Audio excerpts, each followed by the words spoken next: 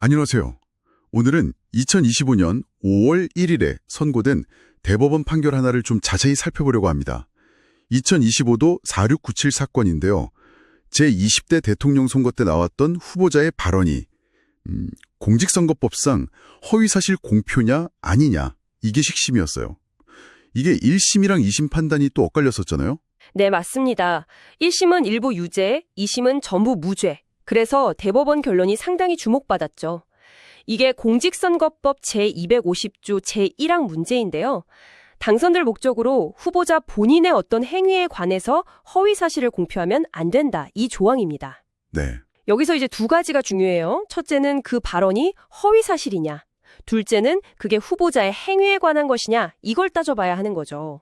특히 후보자 본인에 대한 발언이니까 어디까지가 뭐랄까 표현의 자유고 어디부터가 법 위반인지 그 경계가 좀 애매할 수도 있겠네요. 그렇죠. 그 균형점을 찾는 게 항상 어렵습니다. 그럼 첫 번째 쟁점부터 바로 들어가 볼까요? 그 공소의 1 관련 골프 발언. 피고인이 성남시장 때 공소의 1이라는 사람이랑 해외 출장 가서 골프 쳤다는 의혹이 있었는데 이걸 부인하면서 국민의힘이 사진 조작했다 이런 취지로 말했단 말이죠. 네. 원심은 이걸 공소의 1을 몰랐다는 주장의 일부거나 아니면 좀 여러 의미로 해석될 수 있다 이렇게 봐서 무죄로 판단했었죠. 네, 그랬습니다. 근데 대법원 다수 의견은 좀 다르게 봤어요. 검사가 기소한 내용을 보면 단순히 아는 사이냐 모르냐를 떠나서 골프를 같이 친 행위 자체를 문제 삼았다는 점을 지적했습니다. 아, 골프를 친 그 행위 자체요? 네. 그러니까 해외 출장 중에 특정 인물과 골프를 쳤다는 건 그냥 스쳐 지나간 게 아니라 어떤 사교적 교류 행위잖아요. 이건 후보자를 판단하는데 영향을 줄 수 있는 그 후보자의 구체적인 행위에 해당한다고 본 겁니다.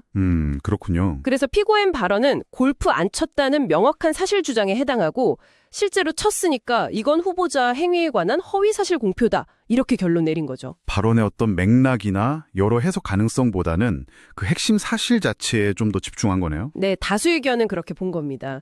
그럼 두 번째 쟁점, 백현동 개발 관련 발언으로 넘어가 보죠.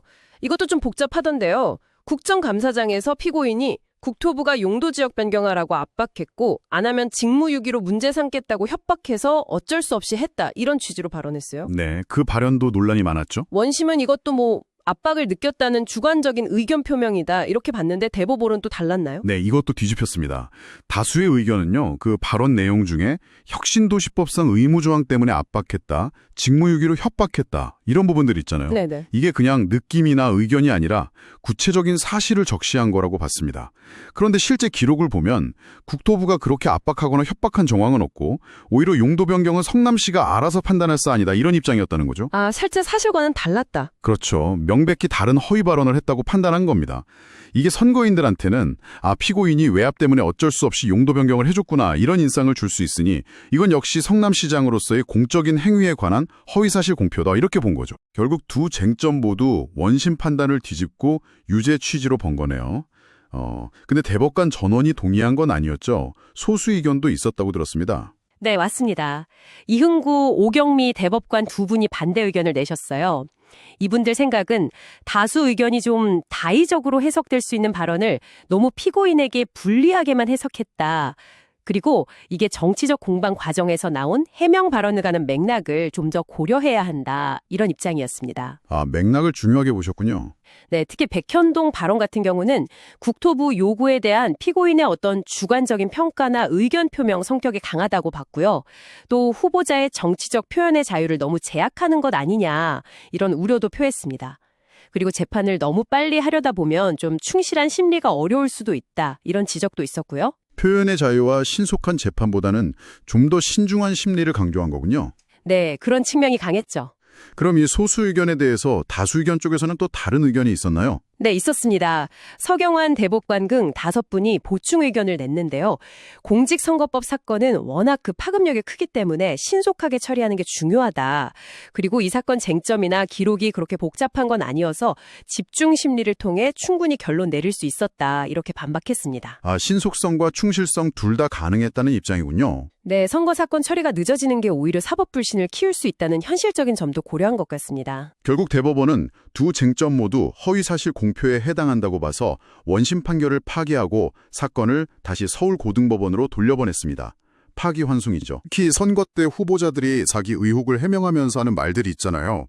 이걸 어디까지 사실 주장으로 봐야 하고 어디까지가 의견이나 정치적 수사로 봐야 하는지 그 경계가 참 어려운 문제인 것 같아요. 정말 그렇습니다. 선거라는 특수한 상황에서 나오는 발언들의 무게를 법원이 판단하는 건 항상 어려운 과제죠. 표현의 자유, 또 유권자의 알 권리, 선거의 공정성, 이런 가치들이 계속 부딪히니까요.